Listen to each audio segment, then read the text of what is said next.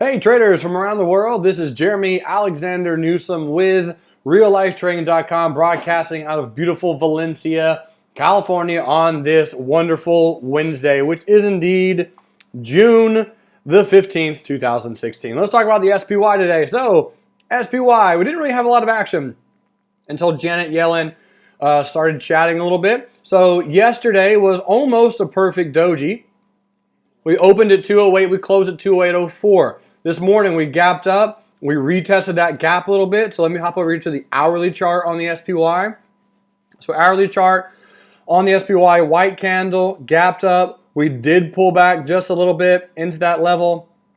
And there's a really, really good support right here on the SPY. So my thought for tomorrow, I think we do gap down just a little bit. We're down 11 cents right now. That doesn't really mean much. I think we gap down a little bit and trade up tomorrow. If I had to guess, it's probably my overall inclination on the markets. There wasn't a lot of chatter with Janet Yellen. Pretty much nothing really is changing in June. We're not experiencing or expecting a rate increase in June. So we'll kind of see how it plays out. My overall thoughts on the SPY from here is likely, I do anticipate something like this, and then something like this, and then probably something like that. If I had to guess, I don't know if it's really that strong or not, but anyway, I do think we trade up a little bit because it's a very strong bearish gap right here. We trade back down, make a little bit of a lower low. People hop on thinking it's the end of the world, Chicken Little, all that kind of good stuff, and then the market rolls higher. Just what I think on the SPY. This June 213 covered call will expire worthless. Feeling pretty pumped about that one. And that's going to happen this Friday. Friday is quadruple witching day, I do believe. So expect a lot of volume and volatility on Friday on the markets. Let's go ahead and talk about some stocks now. I do want to just say to the trading world and community out there, my bad. On Monday, I mentioned that Morgan Stanley bought out LinkedIn when it was Microsoft. And I just read my note too quickly.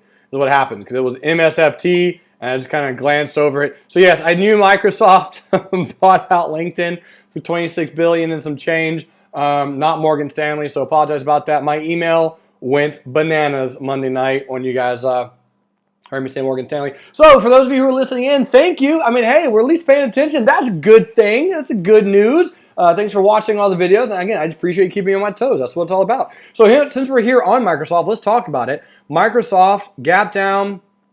From the news, you got a lot of volume on that candle. This is a little bit of a bearish gap, no question about that. But pretty much the last analysis I had on Microsoft back on the 7th of June, which was right about here, was consider the 50 July week 1 put sale or go long a tad more and a pull back to around 51.25. Well, we did pull back. We are at a support. So if you're looking at playing Microsoft, here's your weekly perspective. I would say, hey, this looks like a good buy low, sell high location on a support for sure. Here's Apple, ticker symbol AAPL. And Apple, keeping a close eye on this one.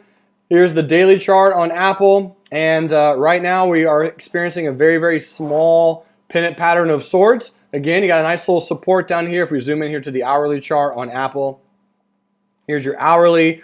Decent little support here at this $97 and some change mark. So again, I think the market gaps down just a little bit tomorrow and then bounces. I guess that's just my thought. It could gap up tomorrow. And if it gaps up, I think we'll continue to go higher as mentioned. So Apple, nothing really exceptional on that one. If tomorrow we do open below 96.14, I will be cautious on a bullish trade. That will be a little bit of a bearish gap. This covered call, which a lot of people are in, will expire worthless. I think Apple will trade down to 92.37 and from there, looking to buy the dip. I do want to take a quick pause and just give a shout out to my newest real life traders and friends that I met out there yesterday at Baby Tuna, Steve and Kevin, who are both LAPD officers, which is amazing. I was just telling them I never met an LAPD officer in my life before, which I guess is a good thing, right? I've never met an LAPD officer. I don't know. Anyway, shout out to Steve and Kevin. Great chat with you last night, man. That was fantastic. So anyway, Apple getting pounded a little bit by this 100 simple. A little bit of a bearish pattern right here, folks. So again, if it opens below here, I will be short-term bearish down into 92.37, and then from there, this general area probably expecting a bounce on Apple. Let's go look at Amazon. AMZN gapped up today, pulling down a tad. I don't have any trade on Amazon right now. I'm kind of expecting it to trade down to the 693 area after the next 2 to 3 weeks, and then from there, I'll be relatively more bullish than bearish on Amazon. Just as an update, here is Dave & Buster's. So Dave & Buster's had a good bullish gap not too long ago. We were making some higher highs. We're making some higher lows. It's allowing the exponential moving averages to catch up. It's probably going to slow down for a day or two or maybe even 3 while these exponential moving averages do trade up a little bit higher. Here those are. And once the stock pulls into the moving averages, I do expect it to bounce a little bit. I do have a wager on Dave & Buster's, and there it is. So if Dave & Buster's breaks $43 before August 15th, I'm going to buy a random person or family's dinner at Dave & Buster's. So that's the current wager on that one. Here's 3D printing. Took some DDD. We got a put sale that expires on Friday. Nice little relative low down here. Interested to see what that one's going to do. All right, cool. What else we got out here? LinkedIn, DDD. There we go. Bob Evans.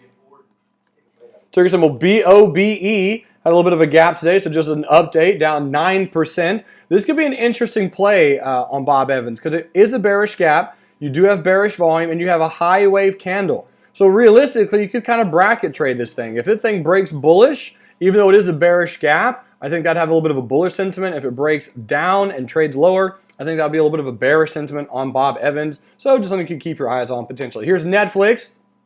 Netflix today closed at $94.29. Got 2 days left on this put sale. This appears to be a small stair-step pattern of sorts. So if you did do this put sale and you do not want to own shares, you could pretty much buy it to close tomorrow morning for about the same amount of premium that you could have gotten for it. If you do want to own shares of Netflix, you could still consider a put sale in this general region. And I'll be interested to see what happens. Brian, the guy I'm staying with here in LA, he got a 106, 107 June week 4 bear call spread on Netflix. Here's Google.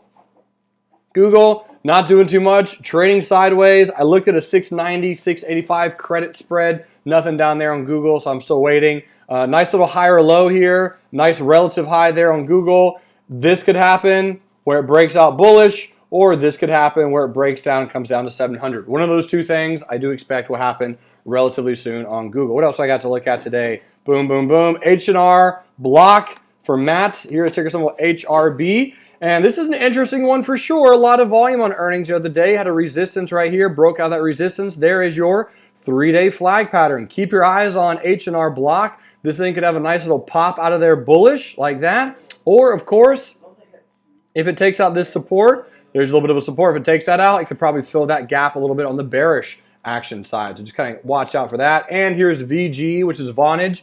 Vonage, another nice gap recently. Here it is with good volume. Here's a resistance from this bearish candle, approximately there.